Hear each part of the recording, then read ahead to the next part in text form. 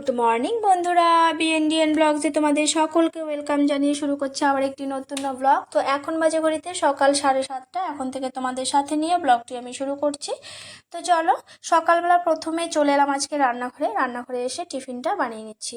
কারণ কি বলো তো, আজকে একটু বাইরে বেরোবো, তো সেজন্য সকালবেলা টিফিনটা করে রান্নার কাজে হাত লাগিয়ে দিব। আর এদিকে মেয়ে বললো তাহলে তুমি এদিকে টিফিনটা রেডি করো, আমি এদিকে বিছানাটা তুলে ফেলি। তো আমি বললাম ঠিক আছে, যেভাবেই তুলবে তো তুলে নিয়ে কোনোরকমভাবে যেভাবেই তুলুক মেয়ে, তো করে নিলে অনেকটা কাজ এগিয়ে যাবে। তো এদিকে ও বিছানাটা তুলে দিচ্ছে আর এদিকে আমি টিফিনটা রেডি করে নিচ্ছি। আর অনেক সকালবেলা আমার বর বাজারটা দিয়ে ও চলে গেল, ওর একটু কাজ আছে বললো, এই কাজটা সেরে সে আমাকে বললো যেহেতু একটু বাইরে বেরোবো, তো বললো যে আমি কাজটা সেরে নিই, ততক্ষণে তোমরা টিফিনটা আর ওই রান্নাটা রেডি করে রাখো। আমি তোমরা আমাদেরকে আমাকে ফোন করো, তারপর আমি এসে তোমাদের নিয়ে যাব। তো যাই হোক, পর তো বলে চলে গেল। তো এদিকে আমি টিফিনটাও রেডি করে নিচ্ছি। তো অনেকদিন বাদেই মেয়ে বললো যে মা আজকে একটু এভাবে রুটি করে দাও, তো আটাগুলো এভাবে রুটি করে দিচ্ছি, গোলা রুটি। তো সে বেশ আগে যখন মানে এর থেকেও ছোটোবেলায় যখন স্কুলে যেত, যখন ক্লাস 3-4 পড়তো, তো তখন না এইভাবে গোলা রুটি আর আলু ভাজা করে দিলে সে টিফিনে নিয়ে যেত, আর এই রুটিটাও সে ভীষণ ভালো খেত। তো আজকে অনেকদিন বাদে নিজে থেকেই বলছে যেহেতু মা তাড়াহুড়ো করছো, দেরি হচ্ছে, তো এই টিফিনটা বানাও, অনেকটা তাড়াতাড়ি হয়ে যাবে। তো সত্যি জানো তো, এই ধরনের টিফিন যদি বানানো যায় কোথাও, যে তাড়াহুড়োর মধ্যে যদি এই ধরনের টিফিন বানানো যায়, তো খুব তাড়াতাড়ি হয়ে যায়। তো এইদিকে কি বলতো, এই রুটিটাকে বানিয়ে, তো আগের দিনের একটু হালুয়া রয়েছে সেটা দিয়ে মেয়ে বললো খাবে, তো এইভাবে একটু রুটিটা বানিয়ে দিচ্ছি। তো এই রুটিটা বানিয়ে খাওয়া দাওয়া টিফিনটা সেরে তারপরে ওই রান্নাবাড়ি করেই তারপরে যাব। তো এই দেখো, এদিকে টিফিনটা রেডি হয়ে গেল, তো মেয়েকেও খেতে দিয়ে দিচ্ছি। আর একসাথেই বেড়ে নিচ্ছি, তো মেয়ে খাওয়ার পরে ওই মানে একসাথে আমিও খেয়ে নেব। তো আলাদা করে আর বাড়লাম না, এইভাবে মেয়েকেও দিয়ে দিলাম, ওখান থেকে আমিও খেয়ে নেব। তো আগের দিনে যে হালুয়াটা দিয়ে দিলাম সাথে, দিয়ে এবারে মেয়েকে খেতে দিচ্ছি। আর এদিকে দেখো, মেয়েও খেতে বসেছে বলে ওর ভাইও সাথে করে বসেছে। তো দেখো ও খাবে, তো এই বলে বসেছে। তো মেয়ে যখনই একটু মুখে দিয়ে দিল, তার আর ভালো লাগেনি, তো তার আর পছন্দই হলো না খাওয়াটা, সে নেমে চলে গেল। মাকে ওদিকে একটু চা করে দিয়েছি। তো মা বললো রুটিটা আমি পরে খেয়ে নেবো, তোমরা খেয়ে বেরিয়ে যাও, আমি চা দিয়ে একটু মুড়ি খেয়ে নিই। তো মুড়ির ড্রামটা নিয়ে মা একটু মুড়ি নিতে গেল, সে এমনি ড্রামটা নিয়ে সে চলে এলো। তো এই যে দেখো এই করে, তো ও ওখান থেকে মুড়ি নিয়ে ওই ঢাকনার মধ্যে ঢেলে ঢেলে নিচ্ছে, সে খাবে। তো আমি ভাবলাম না, ও যখন খেতে চাইছে তো একটু বাটিতে বাটিতে করে ওই মার কাছে দিয়ে আসবো, আর বসে বসে সে খাবে। আর আমার ছেলে কি বলতো, মুড়ি খেতে বেশ ভালোবাসে, ওকে যদি একটু করে মুড়ি বাটিতে দেওয়া যায় বেশ খুঁটে খুঁটে খেয়ে নেয়। তো এই যে দেখো, এদিকে আমারও টিফিনটা প্রায় কমপ্লিট হয়ে গেল খাওয়া। তো এই যে খাওয়া দাওয়া করে চলে যাবো এবার রান্না করতে, রান্নাটাও সেরে দেবো। যেহেতু বাবানকে রেখে যাব, তো খুব তাড়াতাড়ি করে আসতে হবে, তো সেজন্য ভাবলাম রান্নাটাও করে রেখে চলে যাই, তারপরে এসে খাওয়া দাওয়াটা করে নেব। আর আমার বড়রা আবার ডিউটি রয়েছে, তো বললো রান্নাবাড়ি করে রেখে যাও, এসে আবার সময় হবে না।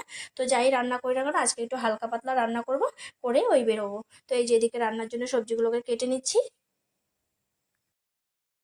তো আজকে রান্না হবে ওই মিষ্টি কুমড়ো আর ওই পুঁই ডোকা আলু দিয়ে একটু চিংড়ি মাছ। তো সকালবেলা বড় আমার গুঁড়ো চিংড়ি মাছ নিয়ে এসেছিলো, তো সেই দিয়ে এই রান্নাটা হবে, আর সাথে হবে ডাল আর একটু কাঁকরোল ভাজা। তো আজকে এই সামান্য মানে কোনো রকম রান্না হচ্ছে, কারণ যেহেতু বেরোচ্ছি, তো সেরকম একটা বেশি রান্না করব না, অল্প কিছু রান্না করে রেখে যাব। কারণ বাবানকে যেহেতু রেখে যাব, তো মা তো একদমই পারবে না ওকে নিয়ে, আর ওকে নিয়ে পারা সম্ভবও না, কারণ ওকে আমি যখন একা থাকি ওকে ঘুম পাড়িয়ে রেখে খাইয়ে তারপরে আমাকে রান্নার কাজে সব কাজে হাত দিতে হয়। তাই ওকে সবসময় একজন পাশে থাকলে তবেই কাজটা করা সম্ভব। আর আমার কি বলতো, ওই মা অনেকটাই ওকে ধরে বলেই ওই কাজগুলো আমি করতে পারি, নাহলে একটা বাচ্চা নিয়ে জানো তো এভাবে একা একদমই সম্ভব হয়ে ওঠে না কাজকর্ম করে তার টাইমে খাবারটা দেওয়া। তো এই হলো ব্যাপার। তো দেখো এদিকে আমি সবজি কাটতে কাটতে সে কি করলো, এইদিকে দেখো ওই করে যাচ্ছে, ওই সারাক্ষণ ওই আমার সাথে পিছন পিছন ঘুরে বেড়াচ্ছে। মা যেহেতু একটু ছাদে গেছে, তেমনি সময় আমার এই রান্নার মানে এখানে সবজি কাটার এখানে এসে বসেই সে ওই টমেটোটাকে নিয়ে ওই খেলা করছিল।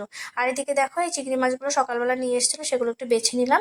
আর সাথে ওই কি যেন ওগুলো গুগলিগুলো নিয়ে এসছে, যদিও আমার মেয়ে না ওই কবে দিনে ওই আমার দিদির বাড়িতে একটু খেয়েছিল, তো সেখানে কি বলতো ও খেয়ে না ওই ওর ভালো লেগেছে, তো আমার বাবা বাড়ি ওখানে পাশে ওরা খায়, তো ওটা খেয়ে ওর ভালো লেগেছে, এখন ওকে রান্না করে দিতে হবে। অনেকদিন থেকে বলেছিল, তো আজকে আমার বড় আবার চোখে পড়লো বলে সে নিয়ে এলো।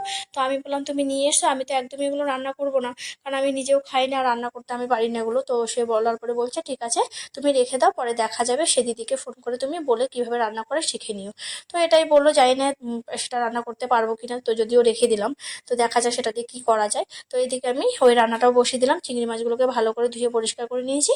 এদিকে এই যে চিংড়ি মাছটা ভালো করে এই পেঁয়াজ আর কাঁচা লঙ্কা দিয়ে একটু ভেজে নেড়ে চেড়ে তারপরে এর মধ্যে দিয়ে দেবো সবজিগুলো। তো এই দিকে দেখো সবগুলো লাল লাল করে ভাজা ভাজা করে নিলাম, নেওয়ার পরে এখানে দিয়ে দিচ্ছি মিষ্টি কুমড়ো আর আলু। আলু আর মিষ্টি কুমড়োগুলোকে একটু ভালো করে ভেজে নেবো, কারণ কি বলতো আলুটা তো সেদ্ধ হতে একটু সময় লাগবে, আর পুঁই ডুকাগুলো এতটাই কচি তো সেটা একটা অতটা সময় লাগবে না। তো ভাবলাম এখানে ওই প্রথমে মিষ্টি কুমড়ো আলুটাকে একটু ভাজা ভাজা করে নিই নুন হলুদ দিয়ে।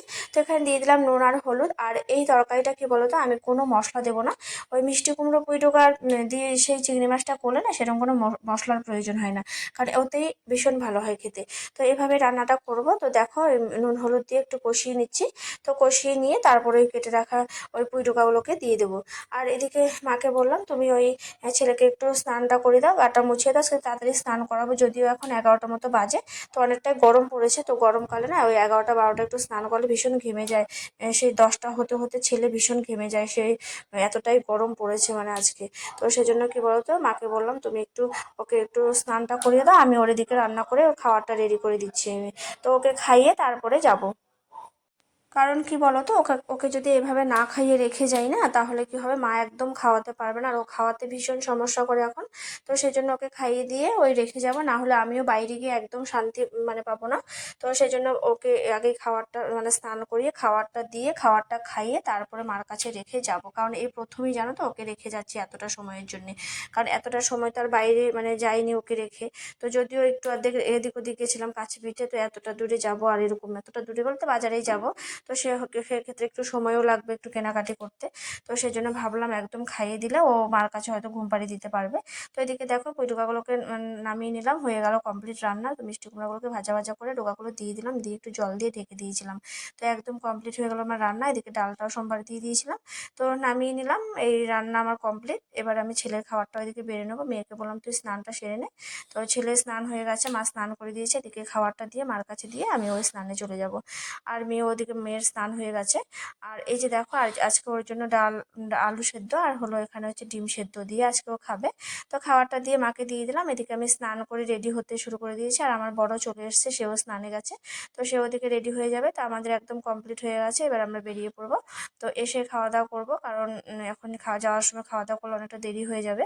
আর এদিকে দেখো মেয়ে ওদিকে বাবানের মানে বলতে গেছে মাকে যে ওকে একটু সরিয়ে রাখো, মা বেরোবে, কারণ ওর সামনে দিয়ে বেরোলে না একদম ও কান্নাকাটি করবে। তো সেই জন্য ওভাবে বেরোনো যাবে না, তো ওকে একটু আড়াল করে বেরোতে হলো আমাকে। তো এই যে বেরিয়ে পড়লাম, তো এবারে যাচ্ছি বাজারের দিকে। তো আজকে যে জিনিসটি আনবো, তো দেখো কি এমন জিনিস আমি আনবো যেটা তোমাদেরকে অবশ্য দেখাবো। তো দেখো তোমরা, আমি এবারে সেটা আনতে যাচ্ছি। আর এদিকে ওই দিদিকে বলে গেলাম, কারণ বাবানকে তো রেখে গেছে। আর এই যে পোগো, এই দিদির এই যে পোগোটা যে রয়েছে, আর এই পোগোকে কি বলতো ওই আমার ছেলে ভীষণ ভালোবাসে। তো কান্নাকাটি করলে ওর কাছে নিয়ে এলে আবার বেশ থাকবে, ওই দিদির কাছে বেশ থাকে। তো শেষমেশে চলে এলাম আমি এখানে, শেষমেশ এসে এই যে জিনিসটা পছন্দ করছি আর কি, দেখি কোনটা কিভাবে নেওয়া যায়, কোনটা পছন্দ হয়। তো যাই হোক ওই কেনাকাটি হয়ে গেল, যেটা নেওয়ার সেটা নেওয়া হয়ে গেছে, বিল করে আমরা রেখে এসেছি, ওরা বাড়িতে পৌঁছে দেবে। আর এদিকে রাস্তায় ধারেই এই যাওয়ার পথে দেখছি তাল। তো আমার বর বললো দেখো তোমার তাল তো তুমি ভালোবাসো, তালের শ্বাস দেখতে পারো খাবে কিনা। তো আমি বললাম না তাহলে দাঁড়াও নিয়ে যাই। আর এতটা গরম কি বলো তো, ওদেরকে আর শ্বাসটা আমি বের করতে দিইনি, আমি বললাম নিয়ে চলো বাড়িতে আমি বের করে নেবো। তো উনি আবার বললো হ্যাঁ বাড়িতে বের করা যাবে, চামচ দিয়ে বের করতে পারবে। তো যাই হোক ওভাবে কেটে নিয়ে চলে এসেছি। আর এই দিকে দেখো শেষমেশে যে জিনিসটি আমি আনতে গেছিলাম বেশ কয়েকদিনের মানে ইচ্ছেটা আজকে পূরণ হলো। তো শেষমেশে হলো আমার জিনিসটি আনা। তো এই যে শেষমেশে এটা এখানে বসালাম, হচ্ছে আগের যে ড্রেসিং টেবিলটা ছিল সেটাকে সরিয়ে দিয়ে এটা বসিয়ে দিলাম।